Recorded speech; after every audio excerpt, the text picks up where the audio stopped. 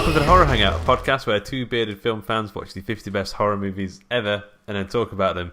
My name is Luke Condor with a K, and I'm joined by my regular co-host, Mr. Ben Errington. Mr. Ben Errington. How's it going? It's good. I'm good. I'm feeling refreshed. I've got some lemonade. Lemonade, good. I've had a nap. First time the only reason I had a nap was because I've been cracking off with the Piriton. My hay fever tablets. Oh god. And I must have got the drowsy ones. Like I just felt like really, muzzy head. Do you say that in Bristol? Got a muzzy head? No, but I like it. Do you know what I mean by muzzy head? Well, like a fuzzy head. Mm. Maybe we say fuzzy. Well, like just. It pretty much means fuzzy. Fuzzy head sounds like the right way to say muzzy head. Yeah, exactly. There we go. Bloody Northerners. I'm joking. I'm joking, of course. Not trying to cause a north-south divide. That already exists. Yeah. Okay, cool. So, what's going on? We're not doing the list this week. We're doing something else, right? Yeah. We're doing a brand new film flick, just because it came out this week, and I thought it looked pretty cool. Yeah. Before we dip into instead of the main meal menu, we dip into the 99p saver menu. Oh yeah, that's my favourite part of the menu. Me too. Did you want anything from the 99p menu? No, I want this. Double cheeseburger, 99p chicken wrap. Yeah, McFlurry. Other ice creams are available. Apple pie. Apple pie. Scalding up. Yeah, exactly. Yeah. Molten. Okay, so so today we're going to be talking about a film called Cargo, which I had no knowledge about at all. But which is nice sometimes. It is nice sometimes. But before we go into that, other guff. You done a guff this week?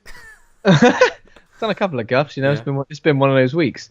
Yeah. Well, both of us saw Deadpool 2, didn't we? Yeah, we did. That's got some horror elements in it. Yeah.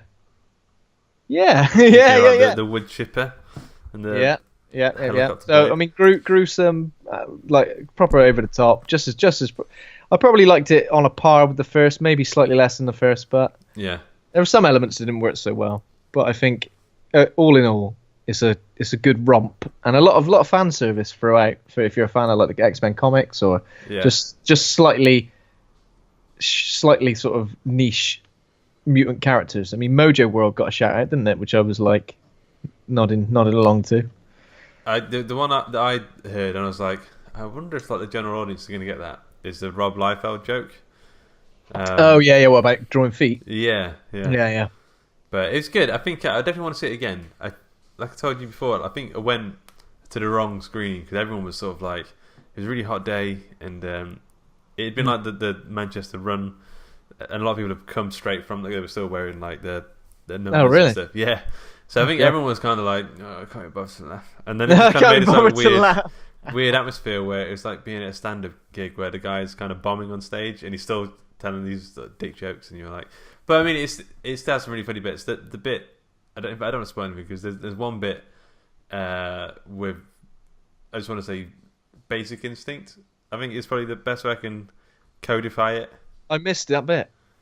That was when I needed a wee. Oh no, that was the best bit. So I missed that bit. Hits, yeah. I did get told about it, but I did miss that bit. You have to go again just to see that bit. Yeah. I think I will. I probably will. Apart from that, I haven't actually watched any other films. I've been watching Atlanta this week, Donald Glover series. I've watched about 5 episodes of that so far. I'm really enjoying it. Not a straight up comedy, but like a really funny show. Yeah. And I guess something that's kind of horror related is that I've been listening to a band called Ghost. Yeah. Like pretty much non-stop. So like I knew about this band, and I've heard a few songs, but I'd never sort of been a fan. But they released a song called Rats, and I've gone back to like their entire discography and just played everything. And it's like it's like a Swedish, I guess you say a metal band, but they've got like sort of prog, classic rock, quite anthemic songs as well. And they're all sort of, the band are like faceless ghouls, and the front man dresses like a sort of evil pope. and all of their videos are like real throwbacks to like classic horror films. Like there's a video which is almost like Carrie, and some other videos which are like sort of Hammer horror sort of stuff. In the Rats video, the band are wearing the silver mask party thing, whatever they call them, I can't remember now. A bit like Eyes Wide Shut. Yeah. There's so much. Basically, there's so much. I love theatrics in music, especially rock music, and it's just something's like really captured it. And I think because like being a horror fan as well, it's kind of like it bridges that gap between music and film as well. But yeah, I'd recommend them. You've been listening a little bit this week, haven't you? A little bit, yeah. That song Rats. How many albums have they got? Because I think there's only one on Spotify. I think they've got like 3 full-length albums and an EP, and the new album is coming out next month, I believe. Okay, yeah, I'll check that out. So something else that I took from the 1980p saver menu on Netflix was Life Force. And it's a film that I'd been meaning to, because I'd seen like the posters and like when I nip into HMV and stuff, they have like the Arrow home video thing of it there, and it just popped up on Netflix. And I was like, I really want to watch that, and I put it on, and it was the most bizarre. It's directed by Toby Hooper, so he did Texas Chainsaw Massacre and Poltergeist and stuff like that. The acting at times is borderline ludicrously bad, but it's still kind of like I don't know the logic, the science doesn't really make any sense, and I think the actors maybe knew what they were saying. God. Patrick Stewart's in it, as in he plays like a possessed, creepy vampire man. It's about like vampires from space who try to have sex with people and absorb their life force. A giant. It's like a big vampire invasion in London. It's insane. Like it's absolutely insane. But it's definitely worth watching for the B movie fun. Yeah. Sounds interesting. Another film that I don't know if I've ever heard of. I don't think I had until fairly recently. Yeah. Well, that's fun. And then I got the Thing Blu-ray, and I know we've got that coming up, but I couldn't resist sticking it on. You couldn't resist? No. But it's the Arrow home video one.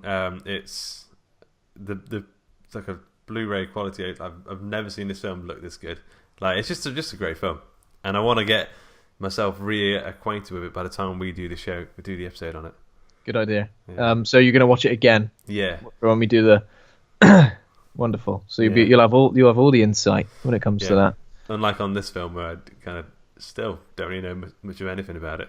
Did you even bloody watch it? It's got Martin Freeman in it, and he's got a ring. I don't know. He's trying to take a little thing to the thing. Yeah, he's trying to take a little thing to dispose of it in Mordor. I've got confused with the films again. That's Lord of the Rings. Okay, this film, Cargo. What's it about, Ben?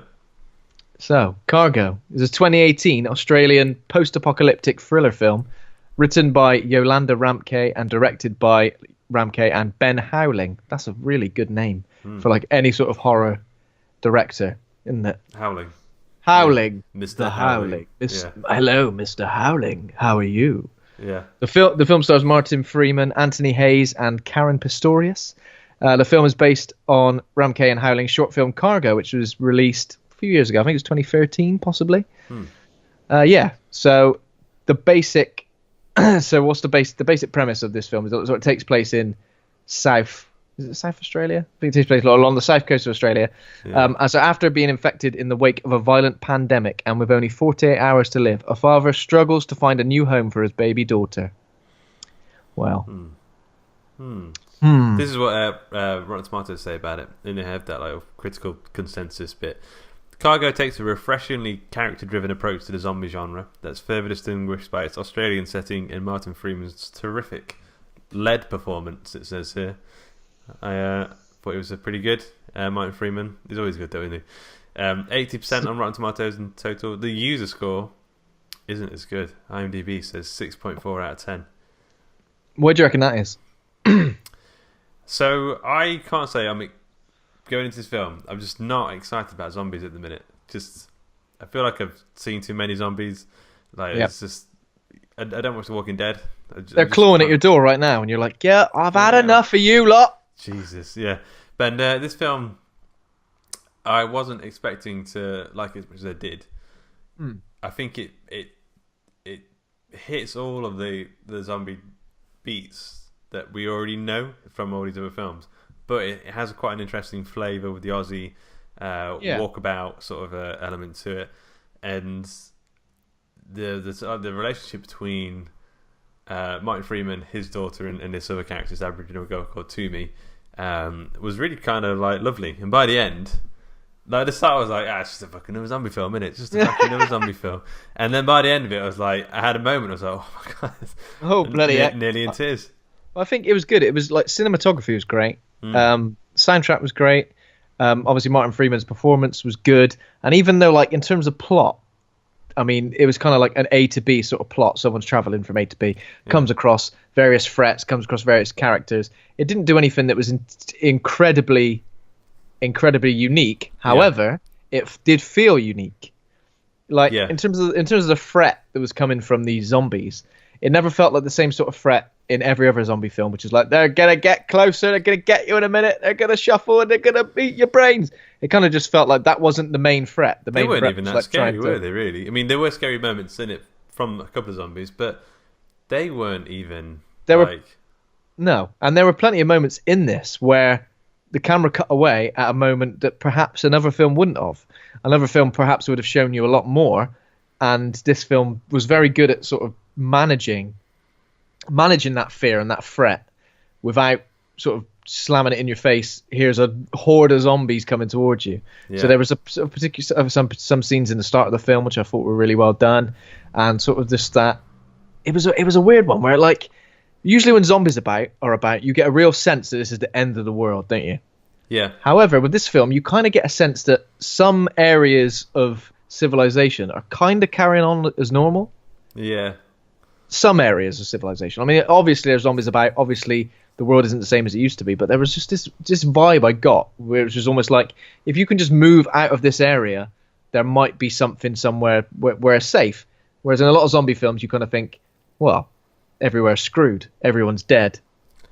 Whereas this, it felt like it was weird. It was almost like the first time I'd seen that in a zombie film. Yeah. Where zombies and civilization were kind of coexisting. Obviously not in a normal way, but does that make sense? Yeah. There's also this weird kind of lovely idea about the people who were going back to live in nature in the old Aboriginal ways were kind of succeeding more than the people trying to carry on with life as normal. Sort of going back to the basic sort of thing. So yeah, it's really interesting, and there's a load of like this Aussie culture stuff that I don't know too much about, like their old belief systems and stuff that sort of play into it, and a lot of that stuff I still don't really understand. There's a lot of Toomey's. She talks about like souls and stuff, and I was like, I don't know if that's meant to mean more than it does.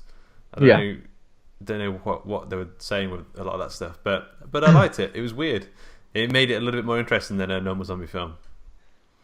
Yeah, definitely. It did feel a lot more interesting than a normal zombie film. Yeah, but I kind of got that from the trailer, and I'd seen the short film a few years ago, and I remembered it being fairly unique because it was pretty popular, that short film. It did go kind of viral. I've got a trivia question on it later, so. Well, okay. And that's where I proved that I can't remember anything about it. It's Martin Freeman one in it. So I really enjoyed it. Obviously, when it's a Netflix release, I mean, they are a bit hit and miss, especially like Netflix original. Actually, I don't know if this was a Netflix original. It said Netflix presents at on the opening credits scroll sort of. Yeah, well, it can be a bit hit and miss, but I think this was a hit, and it did keep surprising me. And there was something very, very intriguing about it that I kept wanting to kind of like dig deeper into the story as it progressed. Apart from those three characters, obviously, Martin Freeman's character, the baby, great actress, and the little Aboriginal girl, Aborigine girl. Apart from that, the characters were a bit forgettable, but I mean, I still enjoyed it.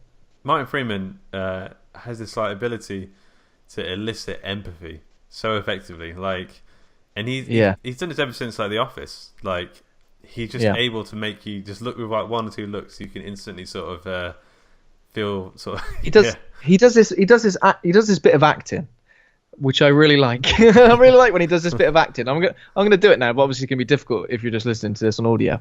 He kind of puffs his cheeks out a bit and like tilts his head. He goes. when he's acting, like that. Yeah. You know what I mean? And there's something about that which is like, He does that when he's supposed to be like he's like overwhelmed with emotion. That's it. Yeah, He kind of stops mid sentence. Yeah. And there's something about that I find really like it's so simple. It's so simple. And he's been dining out on that for fucking years. He's been dining that one technique. out he's been doing that on Virgin Media adverts. Yeah, Sherlock Holmes. Sherlock. Yeah. We need to intercut just him doing that. Him getting overwhelmed. Stammering. I really like it though. But you know, like when you just, when you don't notice these mannerisms of people until like you see maybe an impressionist doing something, and then you go, oh yeah, they have got this man like Al Pacino or something like. Yeah. What do you got? It's just all that stuff. I love sort of noticing that stuff in performances, especially when it carries over from something like he's probably done that in The Office, probably done it in Sherlock, and now he's done it in this, and it just carries over and it just is effective. Yeah. If you had to come up with like a little acting tick that would be your trademark move, what would it be? Mine, just like a sexy wink and a lick of the lips. Yeah. Ooh. You're supposed to be dying. You're being hung currently in medieval England. Yeah. Oh yeah. Classic Ben Harrington. Everyone's just going classic Ben Harrington. Give him the award now. Yeah. What about you? What would you do? I don't know. I think I have this thing where Kat tells me, and pretty much everyone has told me before, if I disagree with something, my eyebrow twitches, and and I don't realise it's doing it. Yeah, so I can't play poker or anything because as soon as people know that. Oh, you told me that now. I didn't know it before, but yeah, I don't think it's when I disagree with an opinion. It's when I'm thinking, like I'm not instantly agreeing with something. Do you know what I mean? It's like you're thinking. I'm not sure about that. Whoa, let me just. It's that kind of whoa, that's my tick. The little eyebrow move. Yeah. When I give you like the biggest, I'll give you a huge pitch one day about an idea I've got, and you do eyes with that. Oh well, screw you, Condor. Instead of words, just screw you. Just a quick eyebrow twitch. Well, now you know. That's how I let people know. Now I know.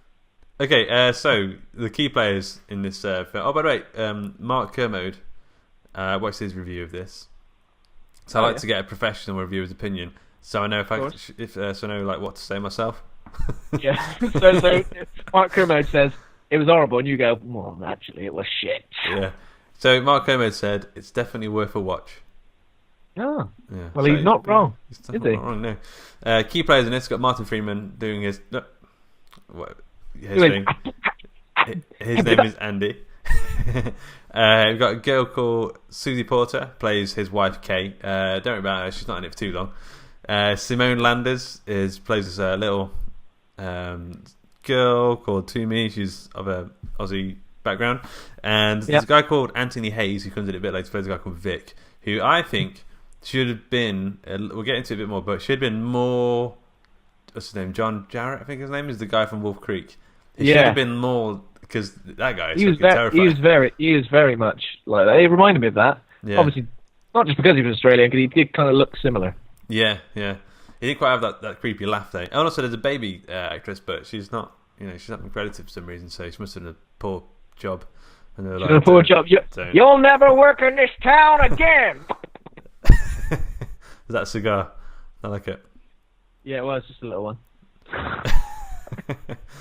Just a little one. I got to think of the lungs, mate. Okay, so should we get into the story, into the meat and potatoes? Sure. Into the meat and tatties. Yeah, of course. That's how to start. Okay, so it opens, with the title. Well, it opens with you going on Netflix.com, clicking on your name. Scroll into Netflix, realise you've forgot your password again. Oh no, you haven't paid your bill again, so you can have bloody got reactivate it again. Need to find an email address and some sort of new. Then you watch Then you watch an episode of Friends because you just see it there and you go, "Oh, I could watch this first." Yeah. Watch this one, and it's the one with the sandwich, the moist maker, and then you and then you finally move on to the film, but it's 11 p.m. so you think, "I'll watch it tomorrow." Okay. Yeah. And the next day, we could do this all day, but yeah. Then it finally starts. So the film opens, a Netflix production. They're somewhere in, I think it's New South Wales, Australia.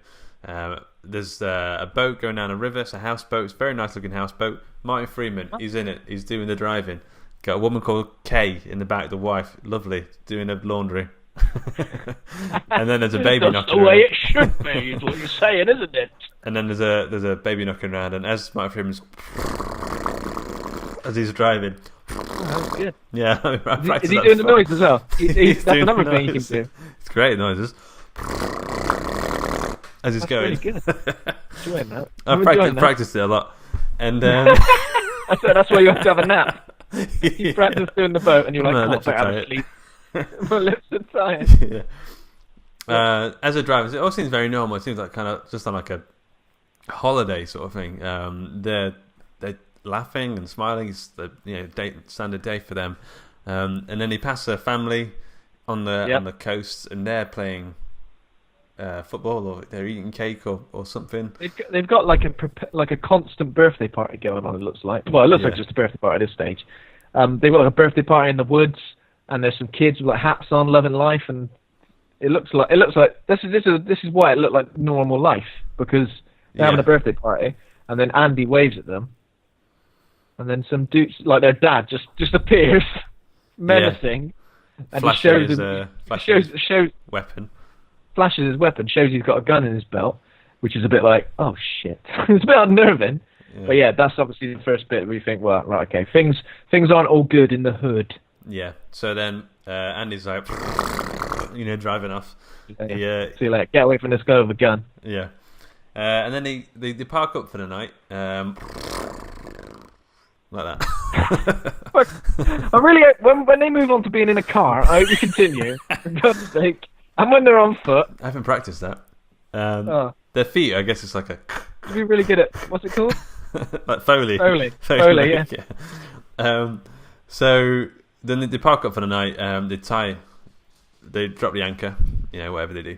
And then there's another boat a little bit off to the side that's capsized. So it's half under the water, half out of the water. Sort of like a yacht type thing, isn't it? Yeah. Small one. What they call it? Macaroon? Cameroon? Macaroon. I think it's catamaran. No, that's something else, I think. It's a boat. You alright? It's just some boat. Yeah. I think. So, I think Martin Freeman's wife says, I'm right tired, like, I'm having this Piriton. And I'm... I'm having this Piriton, and God, it's real knacking me out. It's not the non-drowsy variety. They have a discussion, don't they, where they sort of say their food rations are starting to run out. Right. And Andy's like, and she wants to like go to land and sort of look for somewhere where they can sort of settle up. But Andy's a bit like, I'd rather stay on the boat. I love it on the boat. And then a little while after that, Andy goes to the abandoned sailboat, sort of yacht that's like half capsized, to try and find some shit. And he does. He finds loads of food, doesn't he? Like he just finds loads of food and like beans, just tins. Yeah, but when he's in the boat, obviously the water's up to like his waist or something. He kind of like hears what could be like a noise in the sort of, I guess it's what, like the toilet or something. Occupado. Well, yeah. I like this. This reminded me a little bit of The Shining when Jack Nicholson first hears old lady in the bath, and there's in the book there's a really descriptive moment of when the old lady's foot like stands on a wet bath mat, and it's like all it was sound, and it was like the most delicate sound. But then he knew someone was in there, and he didn't go in, or maybe he did go in. But anyway, this is what it reminded me of. There was such a delicate sound, and again, another film maybe would have gone rah and scared the shit out of you, or it might have like put him, our character, immediately in peril. Yeah. But then he just kind of like leaves. It was completely safe. Yeah. I went to that boat. There was no one there. It was completely safe. Obviously, he's lying. He wouldn't necessarily tell her that he thought he heard something. And he basically says all of these supplies are going to last us months, which he's loving because he loves it on the boat. To be fair, the boat. You used to play a game. Where would you go if you had a zombie apocalypse? The boathouse is pretty perfect. It's ideal, really, isn't it? Yeah. Yeah. But he probably should have told his wife. Because she's like, we've got plenty of beans here, but I wanted to have got beans with pork sausages in. Yeah. So she's like, I'm just gonna nip out to the shop. And Andy's like, oh yeah, that Puritan's getting to me now as well, so I'm gonna I'm gonna have a nap. So she seems to go over. Like, I'm a bit confused as to why she went to the boat. Yeah. So I know she finds it. So she mentions the fact that he's got a bit of face fuzz, and she's like, "Was there a razor in there?" Razor, yeah, that's it. She wants the razor, but then I'm a bit like, "Really? Did you just go back just for the razor?" It seems a bit ridiculous. So yeah, she gets in the boat this time. What are these guys doing with their secret boat trips? We didn't tell the other one. I'm just gonna go over to that boat. And obviously, this is the time where she hears even more of a noise coming from the door, the toilet. Occupado! Occupado! God's sake! This is the second person today! I'm going to bite you. Yeah. So yeah, we don't actually see anything, so we don't see anything come out, but we see her trying to climb out of the boat, and then she sort of does a shocked face. Oh! We're left to imagine what happened. I imagine, in my mind, cinema, a guy came out of his pants around his ankles and waddled towards her. And kissed her on the lips. Yeah. But again, another film would have showed you, it would have possibly done a jump scare or showed you something terrifying, but we don't see anything, which was nice. I kind of liked it. And the next minute we see is her. So she gets back to the houseboat and she's in the bathroom, bleeding everywhere. Did you not get any? I was going to say, did you not? The thing. Oh no, probably not. Okay, so probably not. You just had to deal with it. Yeah, she's bleeding from the kneecap or something. Yeah. So underwater zombie. Yeah, Martin. Yeah. Andy is convinced that just what. Yeah. He's convinced that she was attacked by a creature or like something else. Like he's in denial at this stage. He doesn't want to think that she was bitten by anything. But obviously, then she says it had fingers. It had loads of fingers, and they went right up. No, it was. Yeah. Yeah. Yeah, it's weird. Like the way this is one of the strengths of this film is the way that these people react to all of these things. So one of them gets bitten, in terms of like going for supplies or staying on a boat and that kind of thing, and also later on when Kay has like a seizure. And she's turning to zombie. That kind of stuff normally gets like skipped over and isn't really dealt with. But in this film, it's really, I'm not going to say super realistic. It's not like a Ken Loach film or anything, but it's like it's got more of like a real drama, like a reality to it that other things just don't do. It kind of takes its time with all these little details that perhaps you're right would be skimmed over in other films. Or like replaced with something that's more sort of like immediately horror. Yeah. That's why, like in the description of this film, it doesn't really even say it's a horror film. Which I guess, there aren't that many. It's weird because I found this scary. Like, I watch a lot of horror films now. I'm not scared from many films anymore, but this I found has some genuinely terrifying moments in it. Yeah. And the bit in that boat I found really scary. Yeah, exactly. It was. So yeah, she investigates this pack, which is kind of like a pack that's obviously distributed by the government while people are infected, and it's like got a watch which tells you how long you've got after you've been bitten, and there's like this spring-loaded dagger thing which you can like put up to your head and just like pops a knife in your head. What is the point of that? Because is that to kill yourself? I guess it's to kill yourself or to kill somebody who's been bitten, I guess. Right, okay. So yeah, then they decide, right, let's get ourselves off this boat, which Andy's fuming about because he loves it. He loves it on the boat. Put the baby in a little backpack. What is it called? Papoose? Papoose. This is the second papoose in a row. I mean, there was a papoose on the last episode. Yeah, but I think we were mentioned in this film. Oh, right. I don't think there was a papoose in Nosferatu. I don't. Well, was there?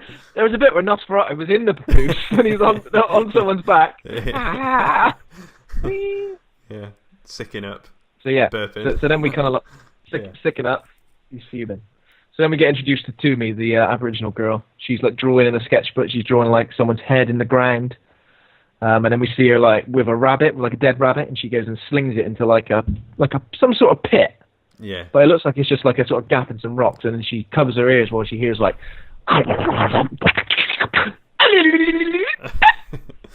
Popeye eating a spinach. Popeye. Here's the thing. If Popeye needs spinach in order to be strong, how does he squeeze the can so spinach pops out? No one could do that. That's the secret. He's always eating spinach.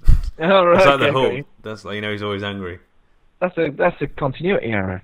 I mean, I've never thought. Have you thought about that? Have you ever tried to squeeze a can so that the contents of which fly up in the air, shoot in the air, and you catch them in the air? Shoot an entire tin of something in the air and open your mouth wide enough to catch it.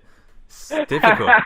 It's difficult. Difficult. It took me about 100 times to do it, right? I remember once at Download Festival. You know, like the Monday morning where everyone's sort of leaving and they're sort of chucking whatever they got left on a fire. It was pretty bad. We had like a tin of beans and we chucked it on the fire. It was closed, and we heard it like getting like crinkling as it was getting hot, and it made this popping noise, and the lid. I think you did that noise in the last episode as well. The lid. There again. The lid like shot. I could almost like see it in a film, like where you see from the perspective of the lid. Yeah. Like it flew and like hit me in the neck. Like this, like, you know, it really did. Yeah, hit me in the neck. And then I was like holding my neck, and I like, looked at my hand, and it was covered in like red, and I was like, oh, it's bean juice. Is this true? Yes, it's true. Yeah. But it was one of those things where, like, because everyone was so tired and sort of like hungover and stuff, it didn't really register as a thing that was actually happening. But the lid decapitated you. It could have gone very, very bad because that lid was sharp. Yeah. Oh my god! We used to put like cans of Lynx on a fire. Yeah. And then I remember like once someone was like, "Oh, ain't exploding." They went, "Go and give it a nudge." And they went, "Give it a nudge." And it exploded. I come Very down silly. to festival. Don't try that at home. Yeah, don't try that at home. There's one down at festival. Everyone's like going crazy. No, it was the Leeds Festival, and there's like loads of fires. I think they even called it the Leeds Festival riots at one point. And there's a big fire, and loads of people were chucking stuff on it. And I saw this guy picked up this, one, you know, those tents that sort of you throw and they sort of unfold and they're instantly made. He had one of those tents. He picked it up in one thing, chucked it on the fire, and I went, "Didn't want that tent?" And he went, "Oh no, it's not mine." Just threw someone's tent on the fire. Oh my god, there was a man in it. Yeah, rock and roll. Yeah. Wonderful. Okay, so where are we? Yeah. So go on. We get back to Andy and Kay, and they find a car, didn't they? And the car was just a bit like a sort of. I can't do cars very well. That's pretty good. I thought a car was in the room. Then. It's a fucking sports car, mate. It's a sports car. So they find a car. Is it abandoned? They like fill the petrol tank, put the baby in the back, and then they're off. There's a zombie that's trying to get in on the action. Give me a lift! Give me a lift! And they just go, fuck off. But yeah, when Kay gets in, she notices there's some slimy shit in on the back of the seat. Sort of like looks a bit like caramel cream. Yeah, like caramel cream. It looks quite delicious. It is. Yeah. I've tried a bit. Have you ever done that thing where it's another sideways story here. Have you ever done that thing where you get another tin-based story? Get condensed milk. Yeah. It comes in those like tins. If you get a pot of boiling water, pop the entire tin, keep it closed of condensed milk in the boiling water. 2 hours. Yeah. 2 hours. It looked like it's going to blow up, but it doesn't. I know, trust me. Leave it for 2 hours, and then it does blow up, and then the lid pops off. It cuts your neck, your poor neck. So was your neck. Oh, don't worry, I blocked it with my neck. So you can leave it for 2 hours, right? And then take it out, wait till it cools down, open it up, and the sugar in the condensed milk is like made like a caramel, and it makes the most delicious caramel creamy sort of like. You can get tins of that. I think you just buy it, yeah, but it's more fun. Do you want to buy it, or do you want to just wait I want to eat it now. Wait 2 hours. But I will say, if you do it yourself, you get like some bits which are slightly more like burny, and some bits like slightly less than. So it's got a bit more of a like a contrasting flavor. It is like whatever that flavor is. That's the flavor I was born to eat. Like I could. Yeah. Oh, you know what it is? It's the flavor. You know, in Rolo yogurts. Yeah. The caramel bit of that. It's that. Like Dolce de Leche, you know. That's what it's called. What's it called? Yeah. Dolce de Leche. I don't know if I'm saying that correctly, but it's a Häagen-Dazs flavour you can get. Really? And you put that in the boiling water for 2 hours. You put the ice cream in the boiling water for 2 hours, and then it just explodes. But you just block it with your neck. It's a weird story. It's a weird comment. Yeah, but that tastes great.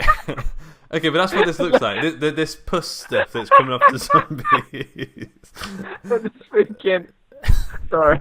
Imagine like you in a car accident, just a car coming towards you and go, oh, no, don't worry, it just got me in the neck, I'm fine. Sorry, that's enough now, that's the last one. Dodge Delesh. That's what this goop looks exactly like. Yeah. So where is it? It's on the it's in the car. Did he get attacked by zombies yet? Did he crash yet or something? Yeah, a zombie just turns up. So basically, they're driving for a little while. Obviously, Kay's a bit like, "Oh, I'm gonna die." Like she starts having she's being a bit sick. Like Crisis of confidence. Some stuff comes out of her mouth, like gauze-in. And she tries to like jump out the car at one point, like while it's moving. Yeah. Which is pretty mental. But Andy manages to like stop her and say like, "Look, there's a map here, and we can get to." The hospital. Get to the hospital. They reckon there's a hospital somewhere where they can go, and if we get her there, maybe there's a way. And obviously, Kay's a bit like, I'm screwed. There's absolutely no way. And then we go back to Toomey, who this time has got like a dead snake, and she throws it into the pit, covers her ears as if she's going to hear horrible noises again, but there's nothing to be heard. Yeah. She climbs down and realizes whatever's in that pit is bloody gone. There's something about like it's got like a sketchbook. A lot of like Toomey stuff. I was like, what? Like, she had like a sketchbook, like a colouring book or something, didn't she? Is that this bit? She was drawing some things, yeah. She was drawing like a zombie and stuff. Yeah. And then pretty much Andy is driving, and then suddenly you see someone in the road, and I think there's zombies everywhere. Just mow it down. But he careers off the road, smashes into a tree, and obviously when he wakes up after being KO'd, he realizes that Kay's been impaled by like a tree, which I think, better way to go, isn't it? But then he kind of faints, doesn't he, from at the sight of it? Is that what happens? He faints because of the sight of it? That's that's good. what I thought. He faints at the sight of it, and of course when he wakes up, Kay has been, because obviously she's died, she's been zombified. Yeah. And how can we describe the zombification in this film? Well, I said it's like when you get really bad hay fever and you wake up the morning after, and your eyes are like glued together. But now I think it's like someone's been boiling some Dodge Delish, and it's like it's pops on both the eyes. Because that's what it looks like now. It's basically just a load of caramel goo, like seeping from the eyes. Think really bad conjunctivitis. Yeah. Or like sleepy eyes, or like you said. Yeah. So I mean, very unique sort of look for a zombie, isn't it? Yeah. It was almost like a cross between standard zombies you would see and also something from The Last of Us, which is a bit more like growy and yucky. It's the cordyceps thing, isn't it? So is this so there's loads of zombies in this that we see that have got their heads buried in the ground. Yeah. What was that about? Did they do that is kind of confirmed a little bit later. But basically I think the zombies need to rest. So even though that they kind of like wander around most of the day, I think they still need to rest and like recoup. And the way they do that is they need darkness. Is that why they're in that tunnel later on? Yeah, so later on we see them in a tunnel and they're all lined up at the tunnel, sort of facing the wall, because they like the darkness, and that's them resting. So when they bury their heads in the ground, that is just them resting. Okay, and there's those burnt ones. Is that like the Aboriginal hunting parties that we see later? They just see them there and they're like, pop that one on fire. Yeah. Easy picking. Yeah, so we see a lot of burnt carcasses. So people have just gone and burnt the one, which I think is quite nice to think that the zombies need a little bit of a rest.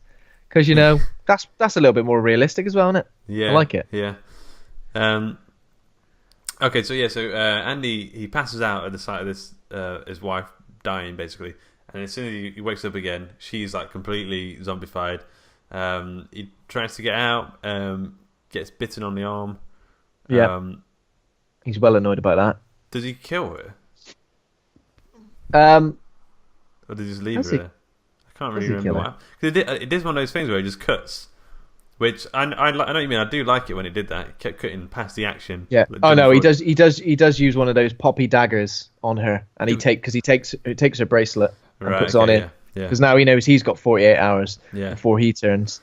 Fitbit. So he has to leave. He puts the Fitbit on. Yeah. Oh bloody hell, that's good.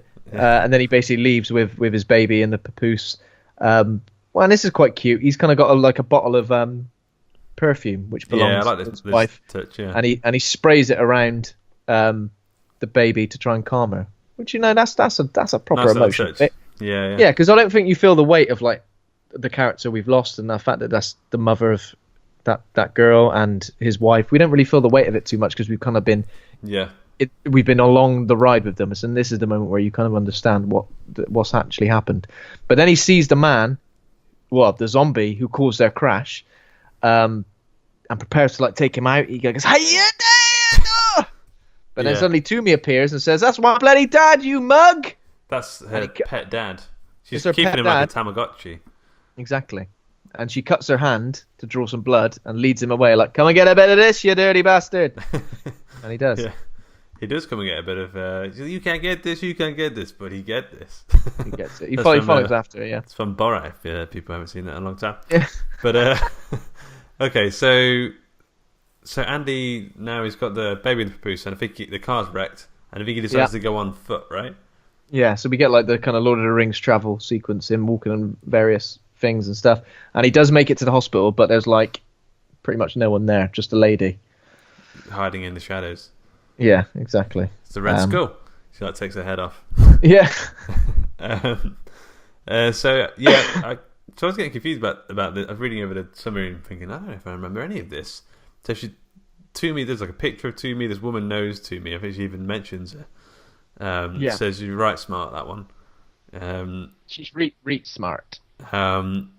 And then he just leaves. I guess the next day he's having seizures or something in the hospital. So he stays in the hospital, has a few seizures, but then the next day he sort of says, I need to get out of here and I need to find people who are still people. Yeah. In order to leave my baby with.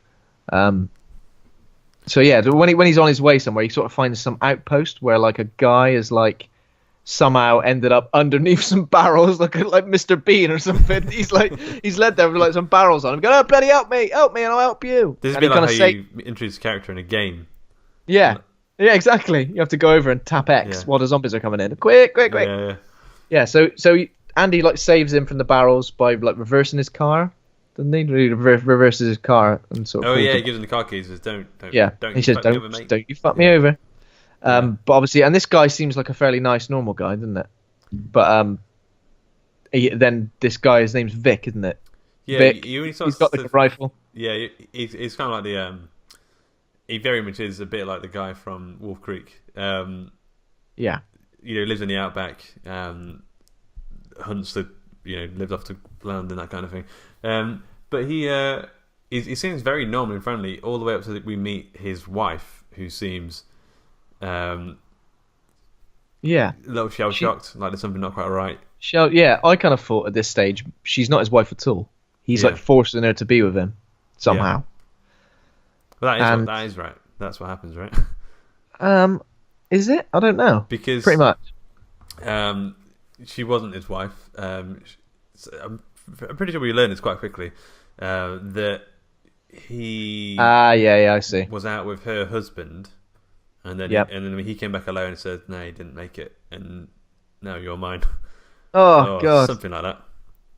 Well, that's awful, but I mean, yeah, bloody hell, the world's gone to shit, and he's just like, "Well, I can do what I want now, mate." Yeah, one of those. I do feel like this kind of Vic, this middle storyline here, with Vic, and he's a good guy. He's looking after you.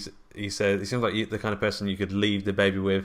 But then it turns out, like you find out, he's not particularly nice. That he's taken this new apocalyptic world as his own, and he's keeping people prisoners and this kind of thing. I do feel like these beats are almost like too expected. Do you know what I mean?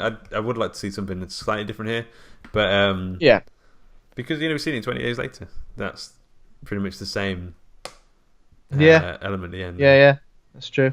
So basically this dude has like got some of the Aboriginal people, including Toomey at some point. So he's obviously found her and caught her, and he keeps them in cages and basically puts like entrails or some horrible blood and guts all over the cage and lures the zombies and basically just takes them out from there, just shoots them. It collects the money, like loots them. Yeah, which is odd.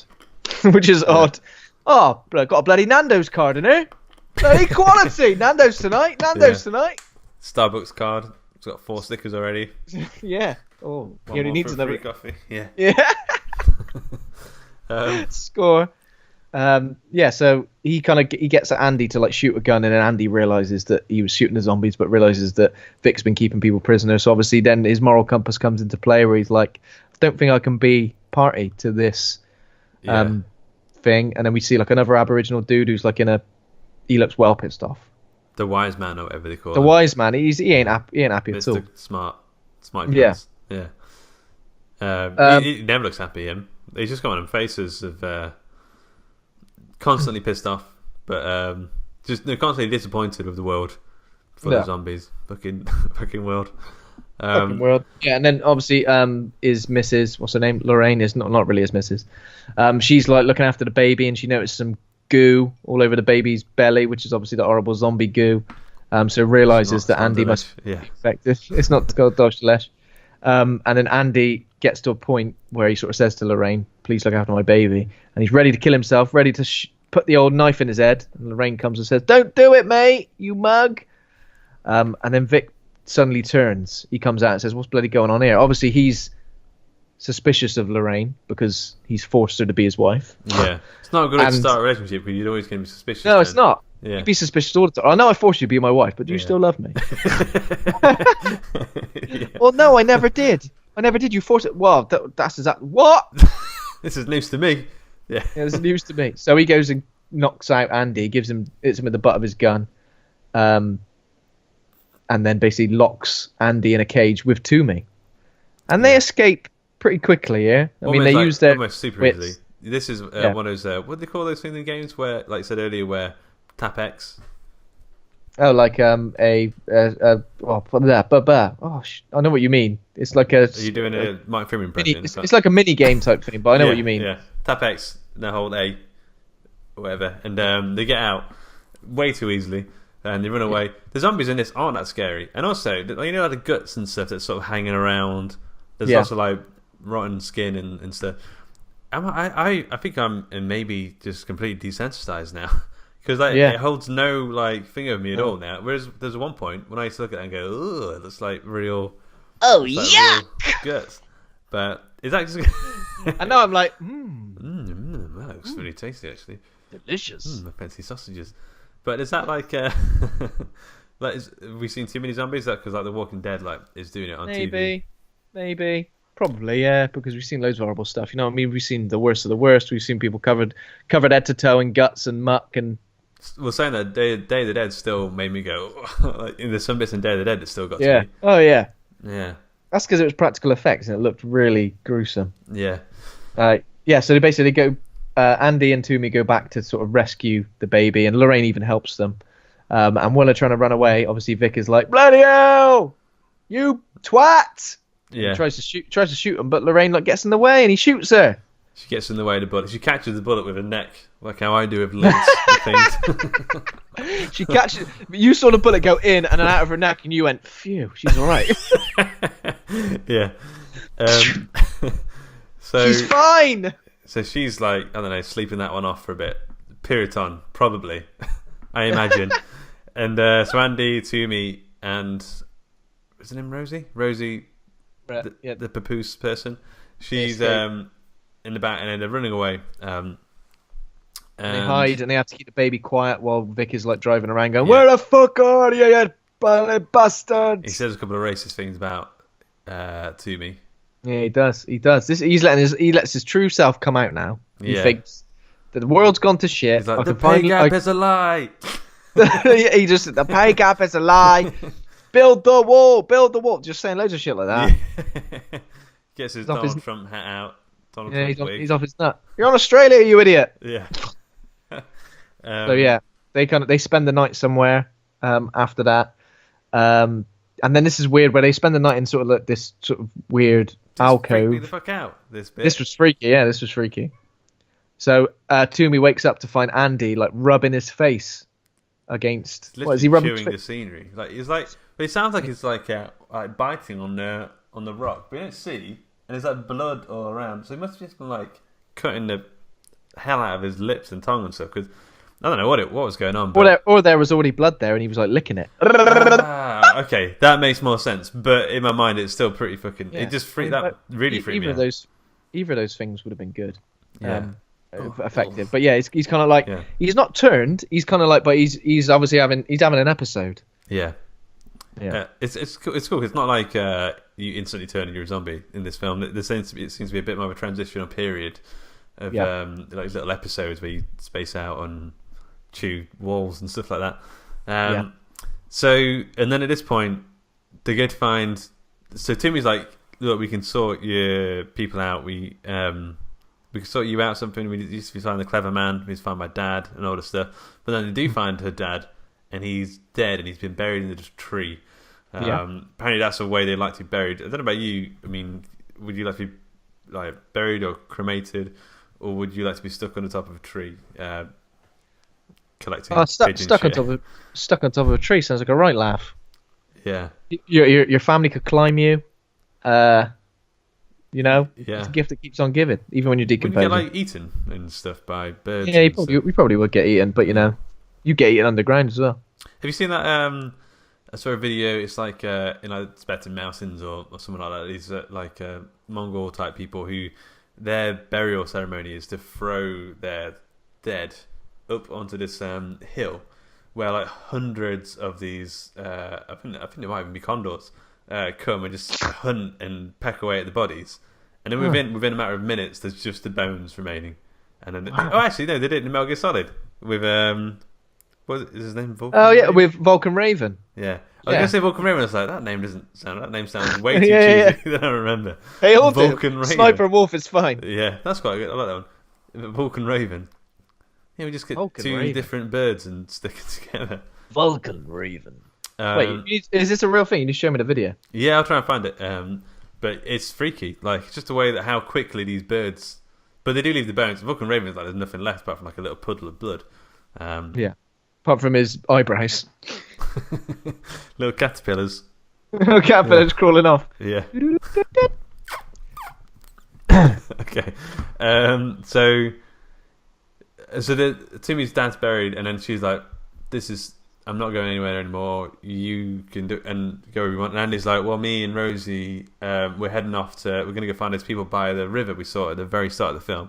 So he thinks there was a guy with a gun, and he looked completely on edge, but he could probably be a good dad. Yeah. And Tim was like, oh no, screw you, I'm going to stay here. And then she picks up a rock, and she starts like hitting herself on the head with this rock. Yeah. Again, it's some weird Aboriginal thing. I'm not too sure what's going on there.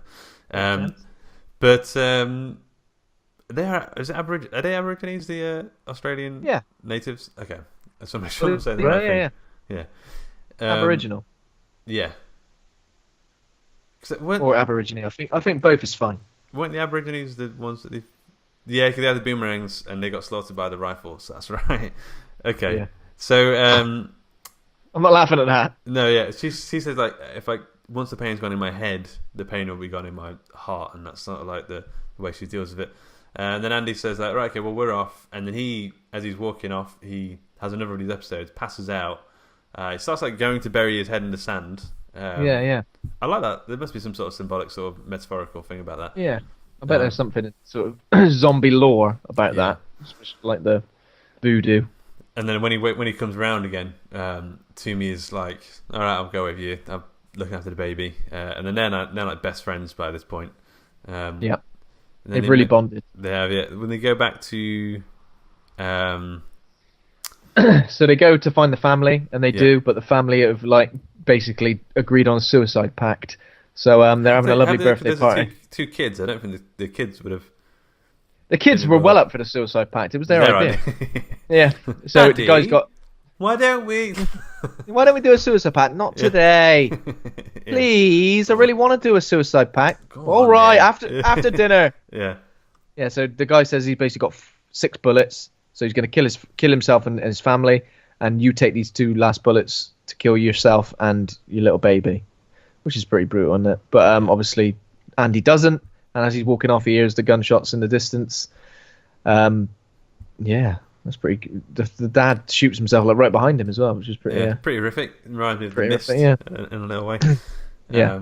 And then Toomey sees some smoke in the distance and basically says that's like where her family is. That's where we're going. That's where we're going, yeah. So they had to pass through like a train tunnel, which is obviously where Vic comes back. I didn't think he was necessarily going to come back. Did you? No, well, it seems pretty unfortunate for him to just be there, chilling out. Yeah. Is he like crying or something? He's like crying. Yeah, there's loads of zombies in the tunnel who have sort of got their head against the wall because obviously they love a bit of darkness. Yeah. And then Vic's there as well, and they try to sort of keep quiet, but they get into a shooting match, don't they? Yeah. So he's shooting at Andy. Andy shoots his 2 bullets, and then they have like a fist fight. He gets Toomey gets like punched in the head or something. She's like she gets punched. Yeah. It ends with Andy shot, crawling across the floor, and Vic has Rosie. And he's like, baby, an eye for an eye sort of thing. It looks like he's going to do something really like horrible to her. He even like grabs. He even like sort of seems to have hold of her head at some point, and even that was a bit like, oh Jesus. It was uncomfortable, really. But yeah, it's uncomfortable. He's crying, and Andy's like, just give me the baby, give me her, let go of her, don't do something stupid. And he manages like to get the negotiation. But I like that. I like how that resolved itself, and he just kind of left each other at that point. Yeah. So neither of them die at that particular time, so it's good. Yeah. So then they're getting pretty close there, and Andy's like, he's on the last of it now, and he, at some point he sort of collapses, and Toomey MacGyver's him into, what's the thing from Mario called? What? The dinosaur thing from Mario. The dinosaur, Yoshi. Yeah, turns Martin Freeman into Yoshi. Dangles a carrot on a stick, but it's not a carrot, it's bloody bits and guts. She has handcuffs him, his eyes. Actually, there was a bit, it looked to his eyes, and his eyes looked like they were leaking the delish stuff. Ugh. Like it looked like it was actually happening. I was like, wow, how are they doing that? So that's a pretty cool effect. And then he goes to bury his head, and he's like, come on, you two, you think? And then she does. She like rides him, and then they go towards the camp. And there's all these Aboriginal people killing tons of these zombies, burning them, and they've got this white paint all over them, which I think it stops the smell. Stinks, mate. Stinks. It absolutely stinks. So like zombies can't smell them. Zombies can smell them. They're like, bloody hell! I'm gonna go nowhere near you, mate. Yeah. And then Toomey basically sprays the perfume around the zombie again, around Andy, and he so they're about to kill Andy. And then she goes, wait, no. And then she sprays the perfume, and he goes, it's like his final human moment. Like he's not. Yeah. This is the bit actually. No, actually, it's just before this when he's about to turn. He's like, look, Tim, you need to tie me up now and sort it out now. He says goodbye to Rosie, and I just found that bit really heartbreaking. There's something about that moment that just really got to me. It's heartbreaking, isn't it? Yeah. So that's pretty much the end, isn't it? And then the Aboriginals sort of take Toomey and the baby back to. There's loads of them. They've got a nice little civilization sort of thing of these people living in the outback. It's a nice ending. I really liked it. Yeah. Trivia. You ready? Yeah. Ready Number for some one. trivia. Toomey's surname in this film was what? To you? Yeah. Is it? To me, to you? I don't know what it is, but that's what I put here. For God's sake. I just knew it was going to be a Luke Condor joke, mate. That was good there. Every time like that, I ruined it. Every time they said to me in this, I was like, to you. And there's another character in the film called To You as well. She's just a little bit further behind. Yeah. Okay, number 2. How many views has the original short film gotten on YouTube? So just give me a guesstimate. I'll tell you that you're wrong. 10 million. Oh, not too far off. It's actually 13 million views on YouTube. Pretty close. It's not too bad. Number 3. Yes. Can you name the other zombie film that Martin Freeman appears in? Shaun of the Dead. Which we are doing next week. Yeah, I said that. I think I said that last week. You did, I think.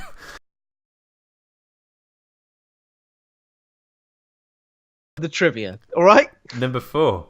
What is the name of the zombies in this? What do they call the zombies? Is it A, Hungries? Is it B, Bum Grease? Is it C, Virals? Or D, Walkers? Virals. It is correct, Virals. Good. And the last... We've gone viral! Yeah! 13 million virals running around. The last one, because this is a very new film and there isn't that much stuff going around, I didn't really know what to put for this last one. So the last one is, how many trivia questions have I asked you? Oh, wow. You had me there. What, including this one? You've got me there. I didn't really think not including this one. Do you mean in this episode? In this episode, not including this one. 3. 4. Ah! I got you. You got me good. Wangled you at the end there. Okay. You wangled me off. You've been quizzle bonked. Okay, number C. Bamboozle. Did you ever play Bamboozle? Oh yeah, Bamboozle. What am I saying here? C is the grade. That's what I was going to give it. Number Wang. I've been bamboozled myself. What grade are you going to give it? You go first, seeing as you've already. You go first, seeing as you've already gone. You've already spunked your load. Yeah, I was going to go with C. I think it's solid effort. I don't know if I needed this to be a feature-length film, but like I can't deny that it did get to me in the end, and the emotional aspect of it really did work for me. But it wasn't. When I think of like the next week's film, Shaun of the Dead, that was a zombie film that really works on this emotional level, but it's also like incredibly original and unique, and Shaun of the Dead. I mean, it's one of the best movies ever made. But I give it a C. It's good, but it's not rocking the boat. I'd probably go a little bit higher than that. I really, as I said, I enjoyed kind of everything. The cinematography, the soundtrack. I just like the vibe it gave off, and it was very like measured. Yeah. With its approach, which, modern zombie films frustrate me because they kind of they kind of go down the same route a lot of the time, or they try to shock in ways that aren't shocking anymore. So this was a lot different, and obviously you really felt the tension, and the relationship between the main characters are great, and Martin Freeman was awesome. So I'll probably get a B-. Lovely. What was I going to say? If you think about like recent zombie films, are there any that like, apart from this one, that like jump out to you? How recent are we talking? Because I mean, I think 5 years or so. I think World War Z was all right. It had some good bits. It wasn't absolutely perfect or outstanding, but I think it was a fairly interesting take, especially sort of the third act in the health center. Yeah, that was pretty cool. Health center, whatever it was. The world. Yeah. Apart from that, maybe. Can't even think of any other zombie films in the last 5 years now. M.R. Carey book, Girl of All the Gifts. Oh, Girl of All the Gifts is all right. I mean, think the book was better, but in terms of like original aspect, I do like the way they translate something original. It had the cordyceps element to it, which that was great. But I just think the sort of payoff at the end was a little bit in a book. It worked really well. On screen, it was a bit silly. Yeah, reminded me of what are they called in Peter Pan? The crew, those little kids, the children. The children, it was a bit ridiculous, I felt. Yeah, they reminded me of the kids' film. You ever watch it? I think on Channel 5 called The Tribe. It used to be on Sunday mornings, and it was like it's this weird like New Zealand program about a world where all the adults died suddenly, and it's all the kids, anyone like 16 and under. They started these little tribes. When I think about it now, it's like quite formative in the things that I like later on. But it's super like that. Like it's like kids, like just little kids being little nasty buggers.